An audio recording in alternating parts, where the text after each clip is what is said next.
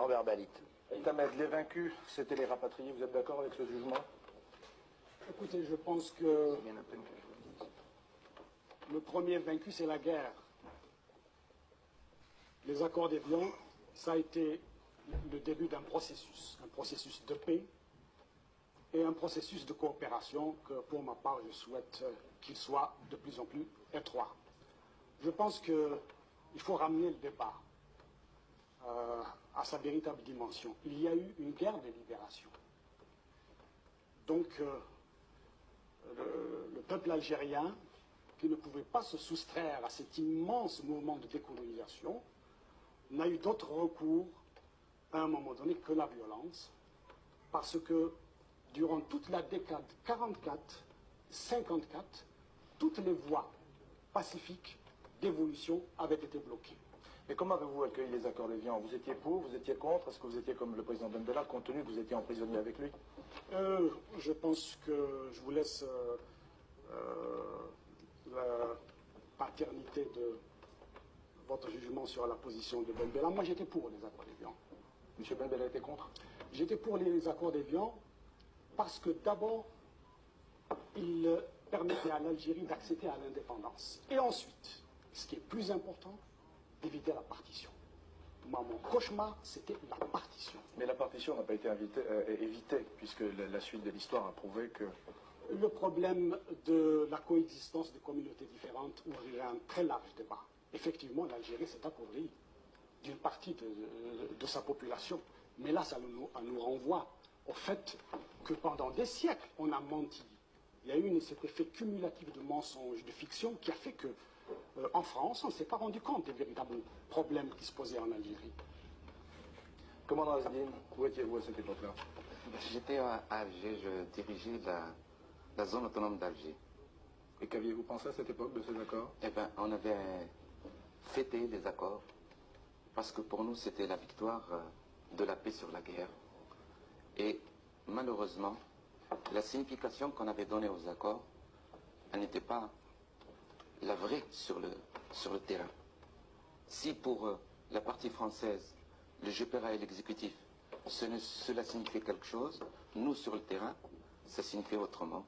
Parce que l'OAS continuait à sévir et les Algériens tombaient quotidiennement par dizaines. Donc la zone autonome d'Alger était obligée de continuer la guerre 3 mois et demi après la signature des accords. Alors, Général Bijard, bonjour. Bonjour, monsieur Mourouzi. 19 mars 1962, qu'en est-il pour vous sur le terrain aussi? Ben, j'étais un des premiers dégagés d'Algérie après les barricades, donc parti en 1960. On avait dit que faire de Bijard, on m'avait largué au cœur de l'Afrique, en Centrafrique, où j'ai fait connaissance à l'époque du lieutenant Bokassa et du président Dako. Oui, donc j'étais loin de tous ces événements de 1961-62, j'étais bien loin de la métropole. Oui, mais vous étiez directement concerné parce que vous aviez fait auparavant en Algérie cette action sur le terrain. Vous apprenez même de loin la nouvelle. Qu'est-ce qui ressort de cette nouvelle pour vous? Ben, une nouvelle, tout à l'heure, le camarade Azdine, puisqu'on a failli se linguer tous les deux, disait que c'était sa victoire. C'est sûr, c'était leur victoire à eux, mais pour nous c'était une défaite. Une défaite qui en fait n'en était pas une, en ce sens qu'il le sait bien, si Azdine, à l'époque militairement, c'était gagné en ce sens qu'on pouvait trimballer à peu près partout en Algérie. Donc militairement c'était à peu près gagné. Ce qui fait que je n'ai pas compris, moi vu de loin, c'est cet exode des pieds noirs qui partaient avec 20 kilos de bagages, abandonnant tout. Et pour nous, le 19 mars, ce n'est pas une victoire, en ce sens que, bon, un militaire va où on l'envoie, et je ne voudrais pas faire de polémique, je me situe uniquement soldat. Mais nous sommes partis, tout à l'heure, M. Chaput disait avec beaucoup de cœur que tout le monde avait gagné sauf eux, mais bien sûr, ils ont perdu. Mais surtout ceux qui ont perdu, ce sont les morts et les blessés, que ce soit Xiazdine ou les miens et tous les autres, ceux qui ont laissé leur vie en Algérie, c'est ceux-là surtout qui ont perdu. Alors, nos harkis aussi, beaucoup ont travaillé pour nous, ont été abandonnés. Que sont-ils devenus? Nos morts, nos blessés, les séquelles suite à cette guerre, les pieds noirs, je vous l'ai dit tout à l'heure, abandonnés à leur triste sort, alors que tout peut être organisé quand même pour faire un repli absolument correct. Hein. On a parlé de l'OAS. L'OAS, vous savez, quoi qu'on dise à la télévision, on est toujours à critiquer. Je me souviens, il y a quelques années, on s'était serré la main avec Siazdine, et c'est normal. Moi, j'ai toujours respecté mes adversaires, surtout s'ils se battaient bien. La haine, ça n'existe pas, que le meilleur gagne. Mais je me souviens de l'époque de l'OAS, étant bien loin, qu'est-ce que j'aurais fait si j'avais été sur le terrain? Vous savez, il faut être sur le turf, il faut être au milieu de ces hommes, de gens qui vous poussent.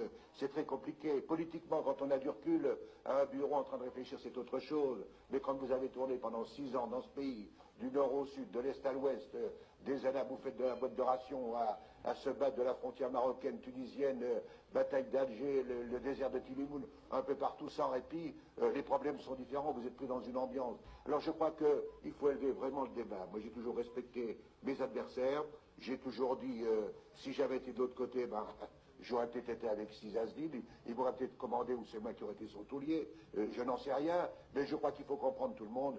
Mais ceux qui ont perdu là-dedans, ce sont quand même nos morts, nos blessés, des deux côtés, les séquelles, les pieds noirs qui ont tout abandonné. Et voilà, en gros, ce que j'en dirai en quelques mots. Alors, le problème du 19 mars va faire un tournée en France. Ça fait du bruit. Ça fait du bruit, que va-t-il se passer? Il y a la FNACA qui est une association. Mais la FNACA, je vois en Lorraine, il y a beaucoup de FNACA, c'est la première association qui a été mise sur pied. Alors tous les anciens d'Algérie, ils sont allés, moi j'ai beaucoup de parachutistes que je vois, des gens très patriotes, ils sont allés à la première association. Alors je pense que là aussi, il faut être très prudent et faire très attention dans ce domaine-là. Les adhérents en Lorraine sont vraiment de vrais patriotes, ça j'en suis plus que persuadé. En général, alors, je crois qu'il faut se méfier. Mon général, je vous remercie. Un dernier mot, Bruno Delos. Tout ceci rappelé avec, au-dessus de tout cela, l'ombre du général de Gaulle. Oui, c'est tout de même grâce à lui que ce drame, cette tragédie qui liait la France et l'Algérie a pu être dénouée.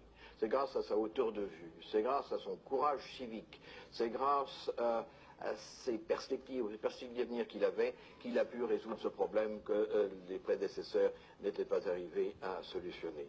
Et je crois que nous pouvons ici lui rendre hommage et penser que cette paix est un des éléments même de la politique qu'il avait voulu.